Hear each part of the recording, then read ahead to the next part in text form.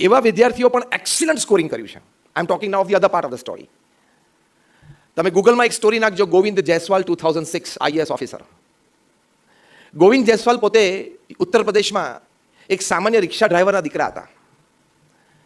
એ પણ કોક વખત રિક્ષા ચલાવવા જતા ત્યારે, કારણ કે એના પિતા બીમાર હોય ત્યારે રિક્ષા કોણ ચલાવે? કારણ કે રિક્ષા ચલાવે તો જ સાંજે જમાય. કારણ કે આ કેટેગરી શું છે? હેન્ડ ટુ માઉથ છે. રિક્ષા જો 2 દિવસ ન ચાલી તો ઘરમાં બધાને જમવાનો પ્રશ્ન થઈ જાય. In this circumstances he decided to become N IAS officer, કે આપણે યુપીએસસી ક્રેક કરવી છે. એટલે આપણા જેવા 2 મિત્રો એના હતા. એક તું ખોટા સપના જોવાના રહેવા દે, તને ખબર છે યુપીએસસી એટલે શું, આઈએએસ આઈપીએસ થવું એટલે શું? તો ગોવિંદ જયસ્વાલ કે હા મને ખબર છે, હું સમજીને બોલું છું, મેં આ વાત સમજ્યો છું, જાણું છું, વાંચેલી છે.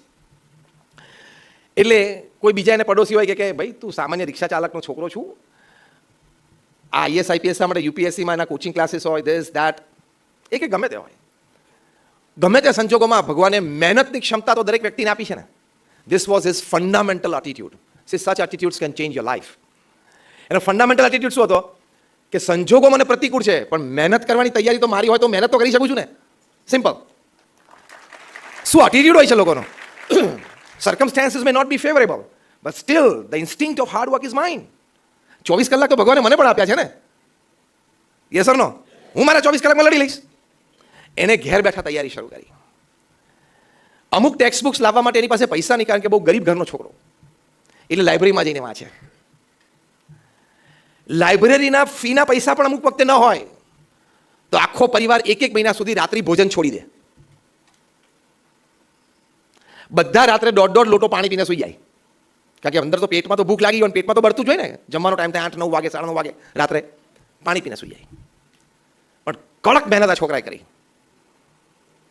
હવે સામાન્ય સ્લમ્સમાં રહેતો હતો એટલે ઘણી વખત ઇલેક્ટ્રિસિટી ફેલિયર આવી જાય, લાઇટ ના હોય જતી રહે. રાત્રે વાંચવું હોય લાઇટ ના હોય તો પછી બહાર સ્ટ્રીટ લાઇટ નીચે જઈને વાંચે. ત્યાં એને મચ્છર કરડે તો એ મચ્છરદાની ઓઢીને વાંચે. નક્કી શું હતું? એટીટ્યુડ શું હતો? 24 કલાક તો ભગવાને દરેકને આપ્યા છે, મને પણ આપ્યા છે, અને મહેનત મારી છે ને, મારે કરવાની છે ને.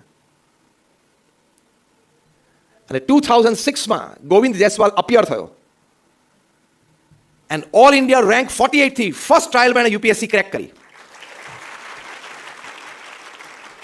ફર્સ્ટ ટ્રાયલ અને ઓલ ઇન્ડિયા રેન્ક 48, હી ક્રેક્ડ યુપીએસસી. અને એ પણ આઈપીએસ 48 રેન્ક એટલે આઈએસ જ હોય, આઈએસ બન્યો અને આખું એનું જીવન બદલી ગયું. એટલે મેં તમને વિદ્યાર્થીઓને 2 પ્રસંગ કહ્યા. એક મોહમ્મદ કૈફ, જેમાં આપણે શીખીએ છીએ એટીટ્યુડ ઓફ એક્સેલન્સ, અને ગોવિંદ જયસ્વાલ એના પ્રસંગમાંથી આપણે શીખીએ છીએ the attitude of hard work. આ બંને એક વિદ્યાર્થી તરીકે તમે તમારા જીવનમાં રાખો તો ઘણું બધું પ્રાપ્ત થઈ શકે. એટલે as a student, again I want to say કે સ્ટુડન્ટ લાઈફ જીવનમાં ફરી વખત નહીં આવે.